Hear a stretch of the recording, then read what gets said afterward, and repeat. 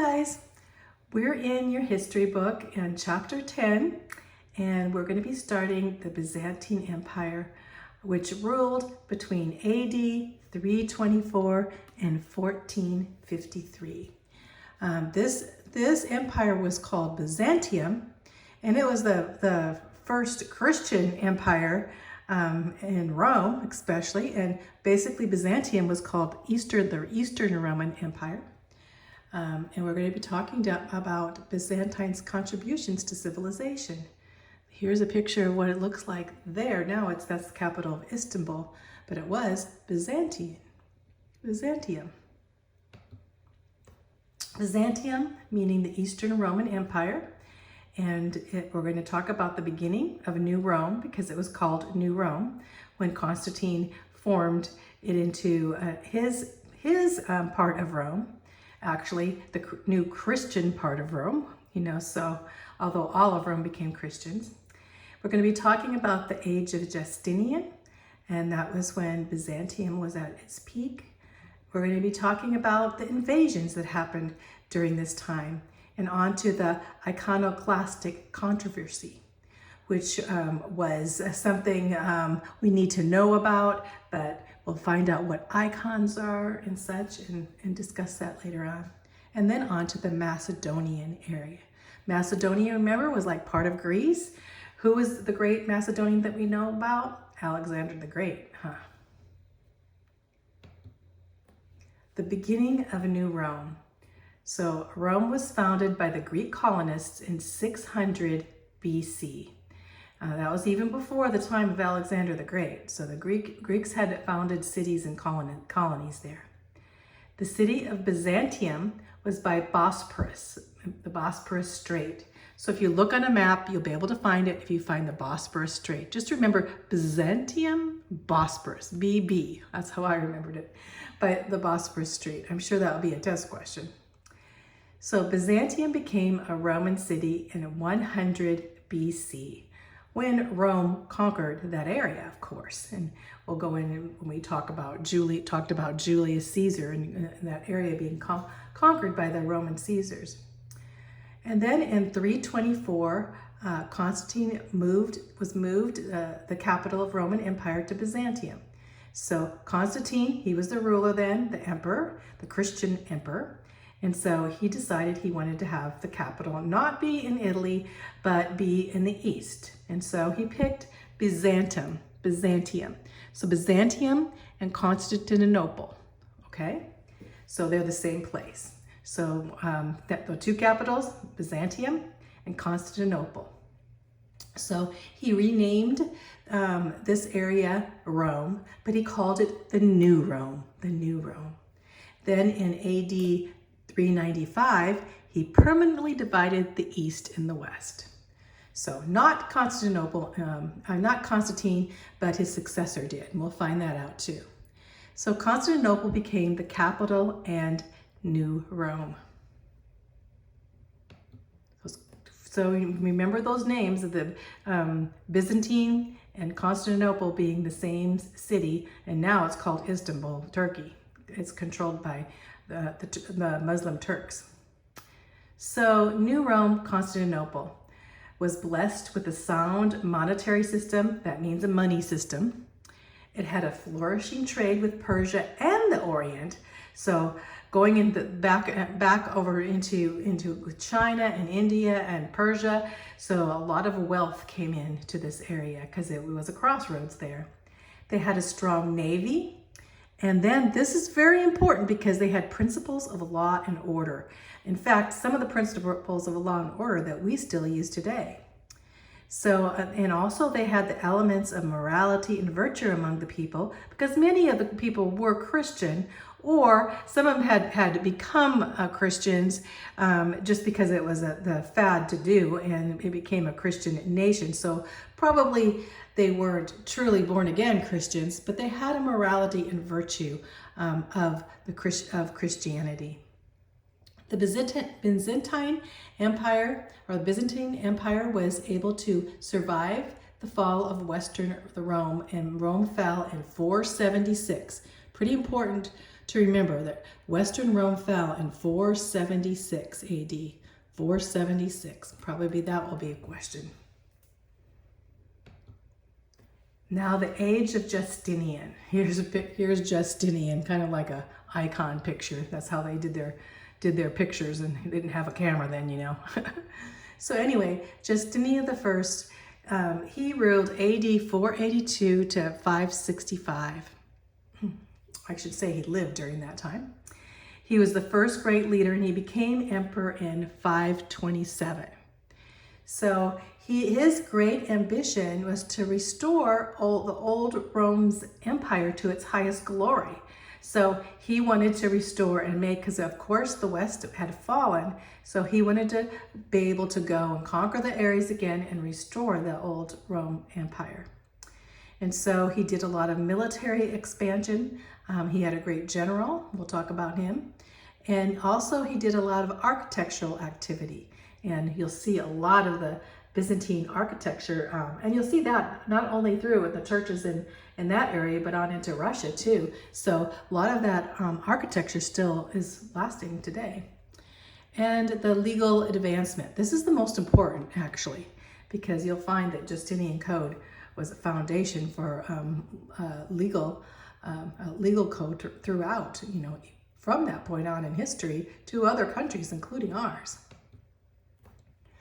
Military advancement. So his general, here's Justinian, and here's his general, Belisarius. So Belisarius was by his side because he waged long and successful wars against the Ostrogoths, the Vandals, and the Visigoths. So he kept all of these barbarian tribes from attacking and coming into this area. And he also reestablished the Roman Imperium over North Africa, Italy, and Spain, which means basically that Rome came in and took over those areas. And when I say Imperium, they actually were more of provincial. And basically, Rome took care of those areas and protected those areas.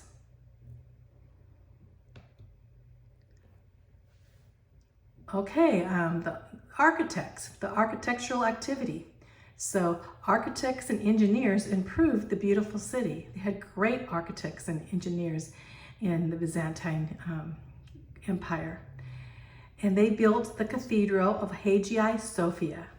Hagia Sophia means holy wisdom, and it stands today. It's the most magnificent church in the Middle Ages in the Byzantine architecture, probably in the world with that architecture. So also they built walls and great harbors and beautiful buildings. Constantinople was the most splendid city in all of Christendom. The word Christendom may be a new word, but basically that means the Christian empire where Christianity is dominant. It's called Christendom. So Christianity was dominant this time. This is a picture inside the Hagia Sophia, but you can see now we have Islamic, because Islam had taken over this beautiful Christian church. Islamic is Muslim. The Justinian Code, very important. This was Justinian's greatest personal achievement. You know, he wanted to expand Rome, of course, to the greatest possible with his military, but his greatest, what we will look, when we see Justinian, we think of his code, because he had the codification of the existing Roman law. He put it down in a book, in all of the laws, and he combined them with biblical principles. This is very important because he used the Bible in his code, which made his laws seem very just, considering he using the Bible and Christianity as a foundation. So this was one of the first times that they had done this, taking the Bible and putting the Bible down into the law codes and how the Bible influenced the law codes. Very important, the Justinian Code. Justinian was greatly inspired by his lovely, intelligent wife, Empress Theodora. So the code in itself, Theodora was a born-again Christian. And so let's in your book, it tells the story, but let's go over her life. The Empress Theodora, she lived 500 to 548, which is not very long, 48 years. But anyway, she was the most famous, important woman in the Byzantine history. So when you think of that, how you saw this picture here, but she was quite beautiful. All these pictures never look that good. You can imagine what they really look like, but she was considered very beautiful. But humbly, her life began in poverty, and she lived as a beggar for several years.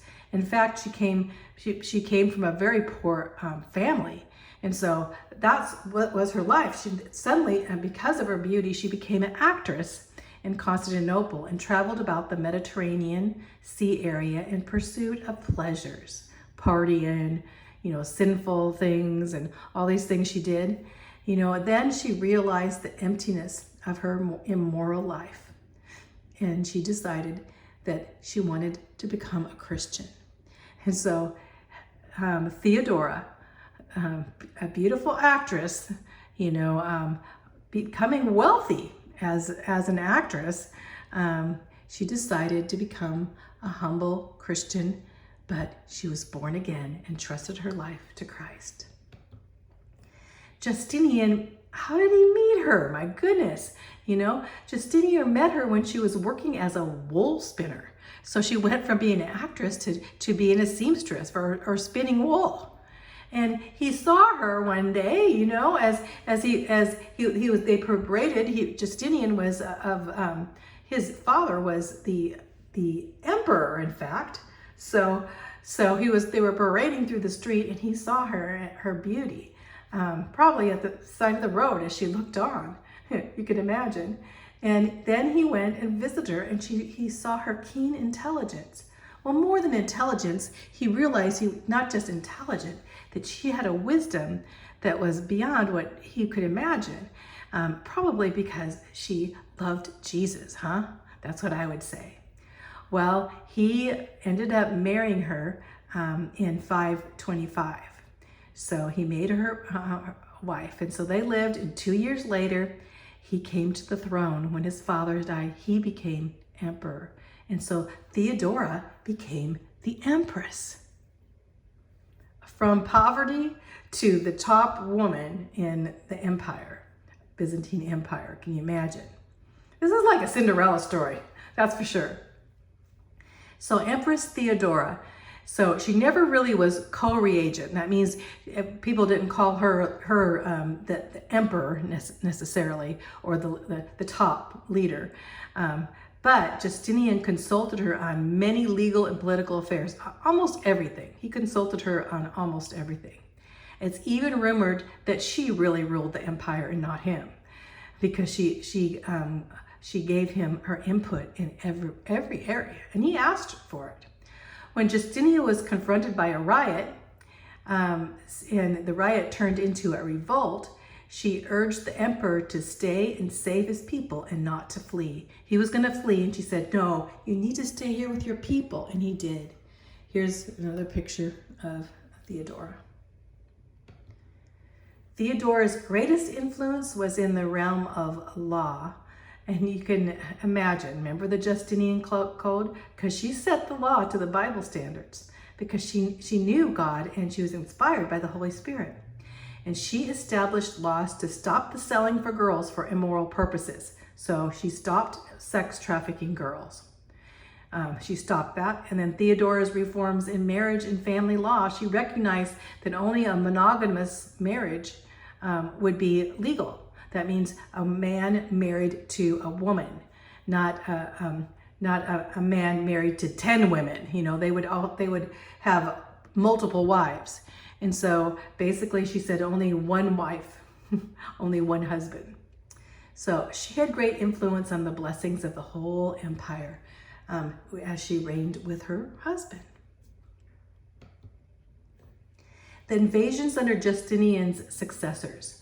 Okay, so Justinian dies and Theodora dies, and then the Byzantium is beset by difficulties. Like all the leaders, they didn't have the same heart that Justinian and Theodora had. So the invasions came from all sides. The Lombards and Normans invaded from Italy side on the west. So here's Italy. The Lombards actually were in northern Italy, and the Normans were up this direction. They were like Vikings, and they came in and invaded this direction from the west. The barbarian Avars, Bulgars, and Russian Slavs invade from the north. So Russia's up here. The Slavs come down this way. Bulgaria is the Bulgars, came in this way. You can see how they're really close. Here's Constantinople, Byzantium right here. So they're coming in, the Bulgars coming in. And then we have the Persians. The Persians began from the east. So they have coming in from the north, coming in from the west, and coming in from the east. From the east, we have Persia. Persia's a little further over here in this area. The Persians came in this way and attacked.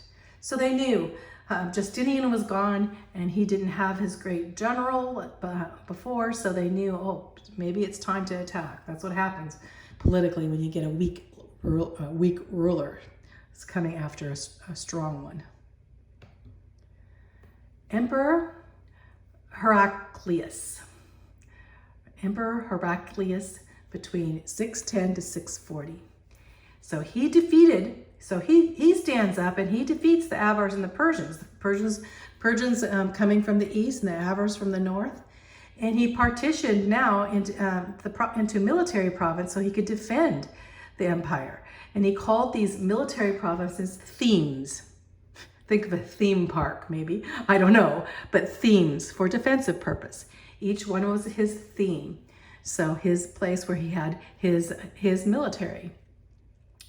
And now, out of this whole situation comes in one of the greatest menace to attack the Byzantine Empire, and that was the Arabs from the Arab Peninsula in Islam.